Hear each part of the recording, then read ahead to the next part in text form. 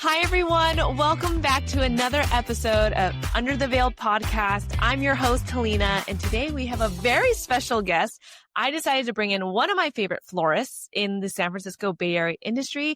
It is Eleanor, and she is at Wallflower San Francisco on Instagram, so check her out. So hi, Eleanor. Nice to have you on. I'm so excited we get to chat today. Thank you. I'm so happy to be with you. I love your podcast so much. So I am really thrilled to talk to you. Thank you. It's so sweet. It's so sweet. I just want to make sure I'm educating everyone in terms of like what they can expect in the wedding industry. Like there's a lot of different things that are happening and there's a lot of different vendors to handle. And so we brought you on because we would love to hear a little bit about what it's like to work with you, specifically on the florist side. But before we go into the nitty gritty and the fun things, I would love a quick introduction of you just before we kind of get into things so our audience can get to know you a little bit better.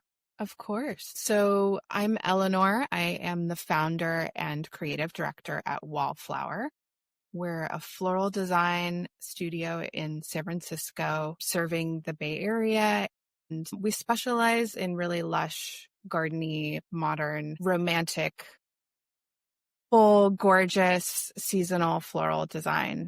And I've had Wallflower as a business for 11 years now, and I've been working with flowers for 16 years. I really can't remember doing anything else, honestly. I might have had a couple of little odd jobs before this, but I feel like I've been doing flowers my whole adult life. So it really is my love and my passion. And even after all this time, I'm still just obsessed with flowers. So, Wallflower has kind of morphed and changed over the decade plus that we've been around. And I've done all kinds of different things, from doing weekly flowers for restaurants and commercial clients, residential clients, events and weddings, of course. And we also do deliveries Monday through Friday throughout the Bay Area. So we've kind of done it all. And at this point in time, we're doing a bit of everything. So we do have our weekly clients. We are doing the daily deliveries, and then we are always doing events and weddings. So it's kind of like 3 different businesses in one. It's wild. Yeah, it's a lot. It's fun. A lot, but fun. A lot, but fun, yeah. I would love to know a little bit about how you started this journey. Like what kind of gave you the inspiration to work with flowers initially? Sure. So I was not someone who grew up with flowers in my life. My mom didn't keep flowers around the house. We didn't really have a garden, anything like that. I did always love being outside and in nature, and I would always be like putting together little daisy chains outside and picking honeysuckle and trying to make perfume out of it. So I definitely always had an interest in just the natural world and being outside. But I really came to flowers kind of just by accident. When I was in college, a friend of mine was working at a bud stop here in San Francisco, a flower shop called the Bud Stop here in San Francisco. And it was Mother's Day coming up, and she was like, please come help us. I know you could use some extra money and we need all hands on deck. It's Mother's Day. Anyone will do. You don't need any experience. And so I was like, great, that sounds so fun. And so my first day ever working with flowers was Mother's Day, which if you've ever bought flowers on Mother's Day, is an insane day at a flower shop. It's like one of the 2 biggest, busiest days for a retail shop. And it was like a line down the block the whole day. And it was like, we're slamming coffees and making bouquets. And I just caught the bug that day. I'm sure the bouquets I made were terrible. I had no experience, but people were just happy with what they got. And I was hooked. And I ended up working at that shop and then bouncing around to some other shops in San Francisco, and then discovering the world of event flowers from there. And just started working with different designers, helping them with their weddings as a freelancer. And I could spend a long time talking about the twists and turns of all of my flower avenues, but that's how I caught the bug and and I've never lost it. I was like, as soon as I found it, I was obsessed with That's so flowers. incredible, incredible. I also did not grow up with a lot of flowers around, but working weddings, I've learned to appreciate it so much more. And now I love going out to get flowers, and it really just does brighten up my day. And I actually even try to make my own arrangements. They, of course, don't look anywhere as close as good to yours, but I'm trying, and it's a fun little creative outlet, right? Yes. And I love that you still have the passion for it, even after doing it after all these years, because a lot of the time, sometimes when we make our hobbies our jobs, you can kind of lose the spark because it Sure. becomes more business oriented, and or you like kind of forget, just get lost a little bit in the art of it. But it sounds like you still have that, and I love it. And I love your designs. I love, love, love it so much. I would actually love to hear a little bit more about kind of your artistic direction and how you go about like putting pieces together, or maybe like working with different floral items that may not typically mesh together, but how do you make them mesh together, or, something of that sort. Sure. Well, like you said, I think when you've been doing something for a long time, a creative pursuit, or when you've made a creative pursuit into your business, it's in a way like any relationship, it takes work to maintain the passion. And so I think for me, what helps me continue to keep that alive is the amazing product that we have access to in the Bay Area. I mean, I think the flowers that we have access to here are on par with some of the best flowers in the world, the Dutch product, the Japanese product. Like, we Wow. have such an amazing growing region from Northern California all the way down to Southern California that it's just an embarrassment of riches. And I have flower friends on Instagram that are like, oh my God, I wish I could get what you can get there. And it's almost like we forget how lucky we are here to have access to all of that beautiful product. But there's also new flower varieties coming out every year. And there are a lot of younger growers here in Northern California that we work with directly that really have their finger on the pulse of what designers want to be using, like contemporary design ideas and varieties that have those more subtle, beautiful variations, or like a beautiful stripe or a new variety of dahlia, or the younger growers just understand what we want to be working with. And they get it. They are getting those bulbs from Holland and they're bringing them in, or the new Japanese Wow. Lysianthus that are so beautiful. It keeps it alive because there's always new varieties coming out for us to play with. And every week when we get our deliveries, it's like my lead designer, Paige, and I are like, oh my God, look at this. And it keeps it fresh. I love that. But I Yeah. think you asked me another question that I didn't answer. How do you put together the artistic direction of a floral arrangement? Yes, that is such a good question. So for me, it really starts with a collaboration between myself and the client. If the arrangement is for an event or for a client, it's really understanding what the mood and the occasion is calling for. So for example, flowers for a baby shower. Of course, I want to know the sex of the baby. If we're emphasizing that, that's going to inform the color palette, the time of year. We're having a baby shower in December. We're going to have a different color palette than we would if it was in May. Or, sometimes a client will want to incorporate a flower that maybe was important to a parent or a family member that has passed on. All of these things sort of inform the gears starting to turn as far as thinking about a starting point for an arrangement or a palette or a look for a whole event. And then from there, I have a lot of knowledge of what's going to be available in a given month. Like, that was part of my original obsession. And so I know when a client comes to me in April and their event is in October, I already know in my head roughly what's going to be available in October. And my gears start turning in my head and I'm thinking, okay, dark blue viburnum berries and this burgundy dahlia, we want these rich tones.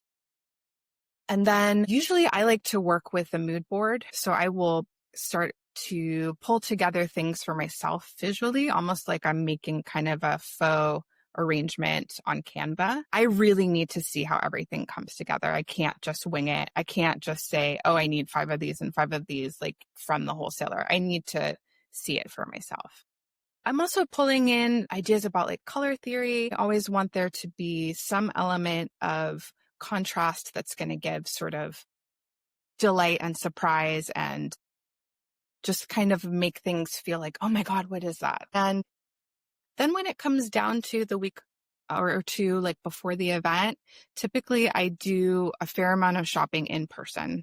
So I'm running around all over the place to my wholesalers, to farmers markets, to my other sources for flowers. And I'm like, literally, people make fun of me because I'm like holding up a little like cluster of flowers that I've gathered and I'm matching it and I'm making sure the color is really right and the color really works with this other flower. And I sort of have to do it in person ultimately. At 5 a.m. at the flower mart. Yeah. You become an early morning person, whether you are or not, if you're going to be a florist. Oh man, yeah, that is bright and early. I haven't visited the new SF Flower Mart yet, but it looks incredible and huge. But It's I'm beautiful. sure, yeah, you probably get a lot of good time in there. I do. I love it. I was definitely hesitant about the change at first, but now I've come to love it. Yeah. Well, I grew up at the old flower market, like I was a baby when I started going there, and now it was like, it's hard to let go of anything like that. So, but I do love the new mart, and it's bright and well lit and well worth a visit. Anyone can go. So. Really? Yeah. Oh. You don't have to have a badge. You can just go. Wow. Okay. Maybe I can go in and do a visit because I thought you had to have a badge. So that's good. Is everything gone though after 7 a.m.? Not at all. No, not at all. Amazing. Tons to choose from. Yeah. Amazing. Okay. Yeah. I'll go have to check it out. That's amazing. It sounds like your process is really hands-on. I love that you're really thinking about, one, the future, like what's available, and two, you're really planning based off of the vibe of the event, or like what's going to be centered around and what's important to the couple. And I think that's really huge. And I didn't even know, as florists, like there was just so much light you just shed into your process there. I had no idea. From our perspective, it's like, okay, we like these flowers, can you do it? But there's so much more that goes into it. And so thank you for sharing that. I think that's super helpful, specifically for couples as well. I feel like anything you can shed in terms of what is helpful for you, so that when they're coming to you and saying, hey, Eleanor, I would love to hire you for my wedding, what's helpful for you so you can start drafting a vision and so you can start planning ahead for them? Yeah, I love that question. So it's always so helpful when a couple reaches out to me about their wedding flowers, if they've thought a little bit about, at a minimum, what colors they love and would love to see in their flowers.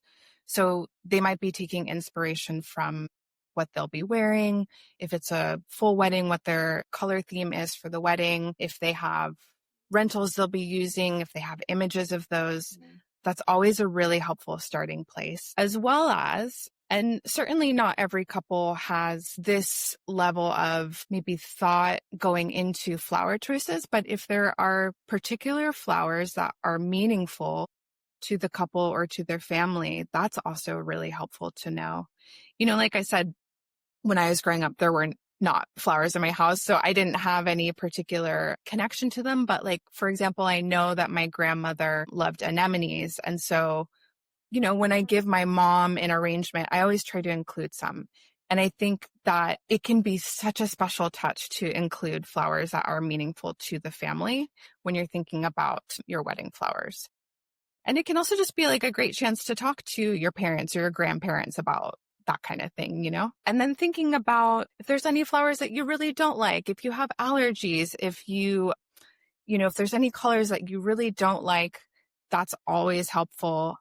And then I think having some images gathered is really a helpful way for us to communicate about such a visual thing. It's like certain words mean different things to different people, especially things like modern or romantic or funky or seasonal. Even the word rustic can mean different things to different people. And so to be able to see some images of flowers or even other things that you've pulled that you love will be really, really helpful for us to be on the same page about your style and your taste. Yeah, I love that. How do you feel about the different trends that are happening? Or I guess what are you seeing are the big trends right now in the floral industry? Because I think this year, in terms of color palette, I think we're seeing a lot of more bold colors, right? A lot of bridesmaids are mismatched in colors and really bright, like vibrant florals. Are you seeing that on your end as well? Or what are kind of some of the trends you're seeing? Well, I have to say that I try to kind of keep in my lane when it comes to flowers and in particular with trends. I'm definitely not the florist to come to if what you're wanting is like the very latest or like what's hot for 2026. For me, I feel like over the years I've experimented with some different things, but I know that what I do best is in my home style, which is that really, I'd say it's garden style with a twist. I definitely love the really funky and unusual, very modern, bright, almost sculptural florals that I'm Right. seeing from a lot of the younger florists out there. For me, it's really important for me to do what I do best so that I'm really giving my best to my clients. And so I would actually say, it's important when you're looking for a wedding florist to find someone who works within the style that you are looking for. There are so many florists in the Bay Area to choose from. And I think the best florists are going to really be staying true to their style. And you can find the perfect florist to work within the style that you're looking for. And Instagram is such a great place to start Yeah. when you're looking and just find what resonates with you. I love what you said there. It's like if pretty much we're gonna be owners of our craft in a specific style and lane. And so if that's something you gravitate towards, like that's what you should go for, right? And same for photography and photographers, right? There are photographers who are in a very particular niche or they photograph a very certain type of way or they're documentary style or are they light and airy or are they cinematic and you have to kind of do your research to see what you kind of gravitate towards to and then look for photographers within that lane. So it sounds like it's the same for the florist side of things. There's a lot of different styles, a lot of different variety, but try to like do some research and look and see what you're gravitating towards to and then you can kind of hone in on that, right? Definitely. I love that. Are you talking to your couples as well before booking with them or what does your process look like? So we have two different ways that we work with wedding clients. We do full service weddings, which would mean we're doing all of the flowers for the ceremony, for the reception. We're doing setup and placement and breakdown at the end of the evening. There's quite a bit of planning that goes into that beforehand. There will usually be multiple proposals, revisions, sometimes a mock-up. Typically, for someone who's doing full service, they would be working with the planner. So that's kind of one lane. And then our other lane for working with us is our a la carte wedding clients, which we absolutely adore. And that would be anyone who's even just looking for a bouquet and a boutonniere for a city hall wedding, anything up to a more intimate gathering where perhaps there's, a city hall wedding and then let's say 50 guests at a restaurant. Yeah, small, but we love those so much because I felt like there weren't a lot of folks out there giving a la carte wedding clients the attention that they really deserve and the attention to detail and the customization. That's always been really, really important to me that even if you're just getting one bouquet and one boutonniere, that it still really, really reflects you, those meaningful flowers that are going to, again, pull in things that you love, pull in your style, pull in a detail of your dress. That's going to really reflect you and your partner in such a special way, regardless of the scope of the florals. So those two processes are a little bit different. A la carte is much less involved on the planning end, though certainly it's still going to reflect every single detail. Full service usually starts with a very extensive questionnaire and a consultation call, proposals, and then kind of check-ins along the way. And typically those are booked like a minimum of 6 months in advance. A la carte, we can do with a minimum of 2 weeks notice. It could be as little as, I'd love a white bouquet and a white boutonniere for 2 weeks from now. Don't care what the flowers are. Meet me here at City Hall at this time. Great. It could be a little bit more back and forth. sending photos, talking on the phone, just kind of whatever it takes to get it right. We actually just came out with something that I'm really, really proud of because it's been a long time in the works, which is we just put out an a la carte wedding florals guide with visuals so that folks can have a sense of pricing and just kind of the various things that we would suggest for an a la carte wedding, as well as a visual guide to what those things look like in terms of size. Yeah. So that's on our website. It's at Wallflower San Francisco.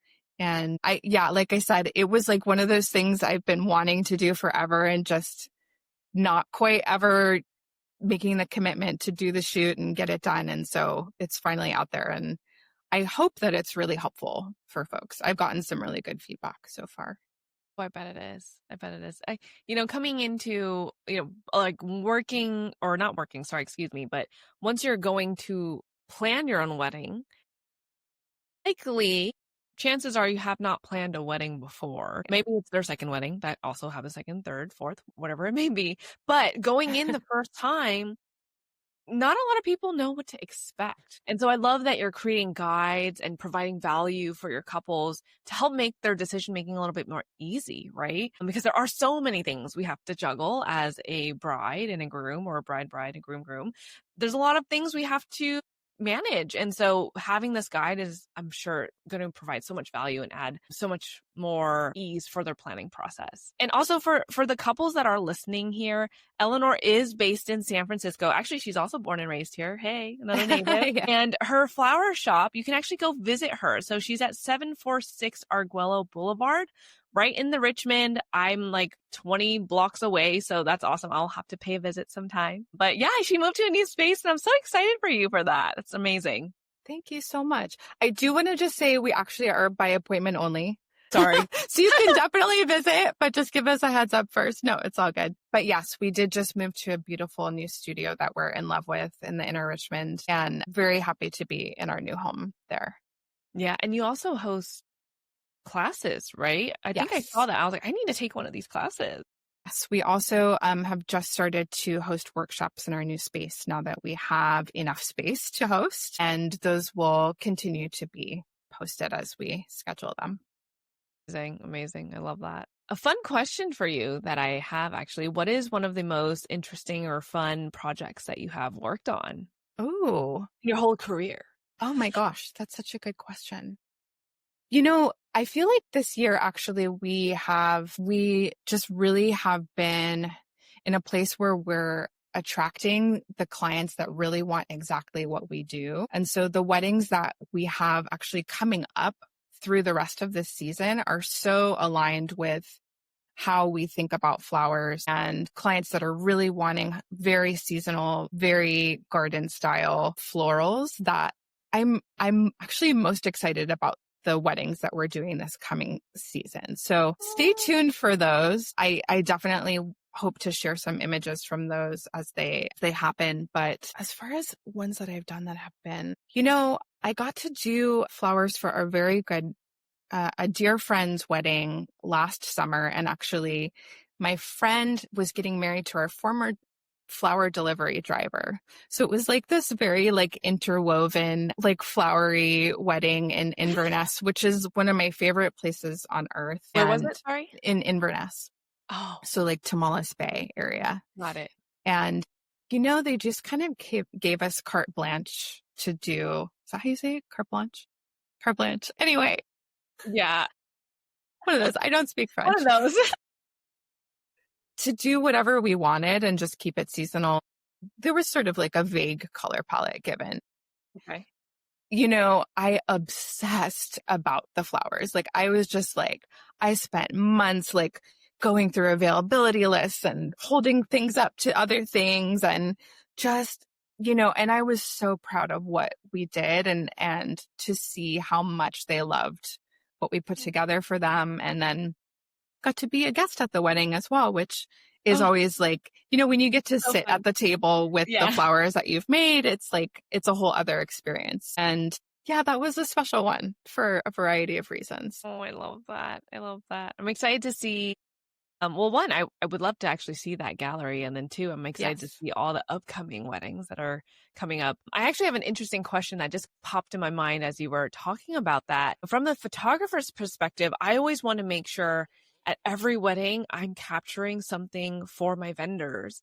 And so from your perspective, I would love to hear like how can photographers best serve you and how can they do your flowers justice, Oh my right? gosh. Yeah.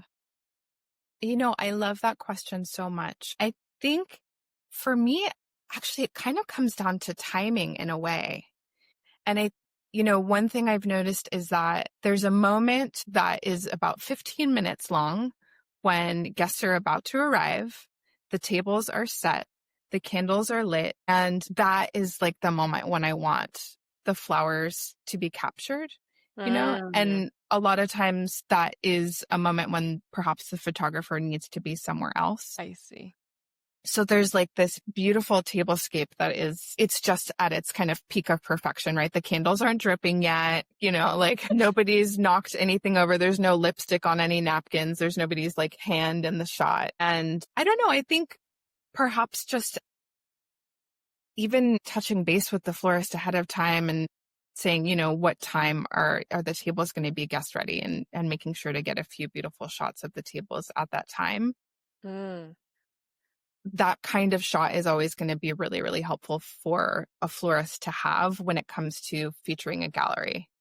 I think a little bit of coaching on how to hold a bouquet goes a long way as well. Sometimes I'll get a gallery back and the bouquet will be backwards or sideways and I do always try to coach the brides a little bit, but they're also nervous and they're not taking in information as there's so many things happening when Right. the flowers are being delivered to them. They're not going to remember how to hold the bouquet. And so, yeah, I think if there's a way for the photographer to just give coaching to the bride, or Totally. even just like a tilt of 30 degrees can make such a huge difference for a photo and, really bring it into something that's going to be feature worthy. I love that. Yeah. Yeah. No, I always try. I tell my couples every single time how to hold, like right by the belly button, 45 Yes. degrees, Yes. tilted. And even when they're walking away, I actually have them face the bouquet towards the camera so that the bouquet is always seen and shown. So I'm always looking out for the moments, but that's super helpful that you're saying this too, because not everyone is really mindful of that. Like we're in the moment, we get lost and sometimes, and there's a lot of things going on. I think it also depends the type of photographer because some are truly documentary where they don't give too much instruction because they just want the couple to be in the moment. But for me, the type of photographer I am, I love to guide and help pose my couples and help make sure they feel and look good in front of the camera. And alongside with that, I want to make sure again that the flowers are being shown in the most optimal position, right? So no, that's super helpful. And touching base beforehand just to seeing when it's going to get fully set, I think that's also helpful for us. So we know when we can get the most optimal photos for you. So thank you for sharing. Of course. Yeah. I also, it's like I know we're all very, very busy when it comes to a wedding season. So it's like, honestly, florists are always, always grateful to receive photos or a gallery from a photographer. And it means so much to me. You in particular have like always reached out to me with florals. And when a photographer is proactive about that, we remember, it really means a lot to us because you are you're basically creating in a way, the look of our business. It is so, so helpful to have gorgeous photos from the photographer. And it's just really meaningful to us when you and other photographers are so generous with your photos. Always happy to share. I want you to be able to show off your product and show off your service so that other couples can continue to book you. I mean, that's really what it all is, right? In the wedding industry, it's like we're all putting a lot of hard love, blood, sweat, and tears into these wedding days, and so having something to show for it is the least we could do. So totally happy to do that. Yeah. I think it's also, for me, I've gotten so much more interested in photography through doing weddings. Your Instagram looks amazing. Like it looks like it's actually a lot of your own photos. It is, yeah. I just got, I got a used camera from Facebook Marketplace. And I was Amazing. like, ooh, I'm into this. Like it makes such a difference to have a real digital camera. Or, I mean, I would love to work with film at some point. I'm not there yet. I'm sort of like still on autofocus, But yes, it's also given me so much respect for what you do. It's just one of those things like you were saying about doing flowers at home for yourself. I sort of feel like that with photography. I'm like, I don't know. I just like try and do stuff. And then sometimes it turns out good, Yeah. I have no idea what I'm doing. And it's like, oh my God, there's a whole world I don't understand here, Yeah. And now when I see beautiful photos, I'm like, oh my God, like there's so much thought and understanding that goes into like incredible photography like yours, And yeah, so much respect for you photographers. Oh, thank you. Well, Yeah. next time when I come by your shop, I'll give you some few tips here and there on Please. Yeah. how to capture your Yeah. lovely arrangements. Awesome, Eleanor. Well, it was so nice to chat with you today. I think we got to learn so much about you and your business and how you like to approach wedding days and just the industry. You talked a lot about the industry as well. So thank you for sharing your knowledge. Is there anything else you want to leave with our couples? Well, actually, before I even close off, I do have one hot topic question because I see I can't stop. My brain just keeps going. But Nope. there is a hot topic of why flowers are such an investment. People are saying, flowers you can get this at Costco and Sam's Club. But I mean, if you heard everything that you put into it, there's so much more to it. And maybe just a few seconds of it, you can kind of explain to our couples why it is an investment. Of course. So yes, the truth is, of course, you can get flowers at Costco or Sam's Club. And if that's your vibe, I would say absolutely go for it, And yes, beautifully designed flowers are an investment. As far as understanding what the cost is, it really comes down to flowers are an expensive wholesale product. Mm-hmm. So at the wholesale level, even flowers are more expensive than ever. And I think I can only speak for myself here, although I know lots of other florists who feel the same way. We want our people to be taken care of. I pay everyone on my team very well. I want them to feel like they're appreciated and that they are comfortable. There's also a lot of planning that goes into this process. Beautiful flowers do not happen by accident. It's like what actually goes into the vases on the wedding day is the product of a lot of preparation, a lot of contacting growers and dealing with, oh no, there's 10 bunches too few of this. Now I've got to go run to San Jose to go get these other 10 bunches from this other grower. There's a lot that goes into those beautiful tables and those beautiful bouquets and arches on the wedding day. And then at the end of the day, it also is a business and we need to make a profit. And so given all of those costs associated with creating this beautiful product, it's necessary to charge a premium in order to have a business that's both sustainable and just healthy for everyone involved. Totally. And all the labor and time it takes for you to go out and grab these flowers and also transportation and also striking it all. Like there is so much, like flowers do not just appear. If you go to Sam's Club and Costco, you can pick it up, but you still have to process it.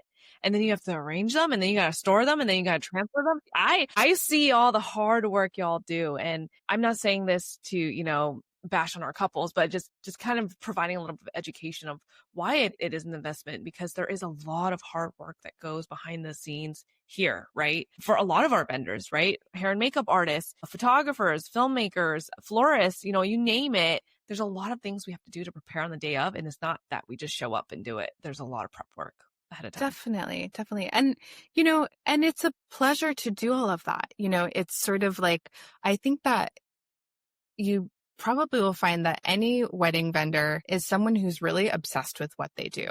Because otherwise it's sort of crazy to be in this line of work. It is, it's like wedding days in particular, they're long days. I know for photographers, you're on your feet, you've got your heavy gear and you're running around and you're like trying to get a sip of water for, however many hours. And you have to be a little bit crazy to do this work. But we do it because we love it and it lights us up. And at the end of the day, you know, when you know that your client is thrilled with the beautiful, whether it's photographs or linens or florals that they had at their wedding on their day, it's like the best feeling in the world.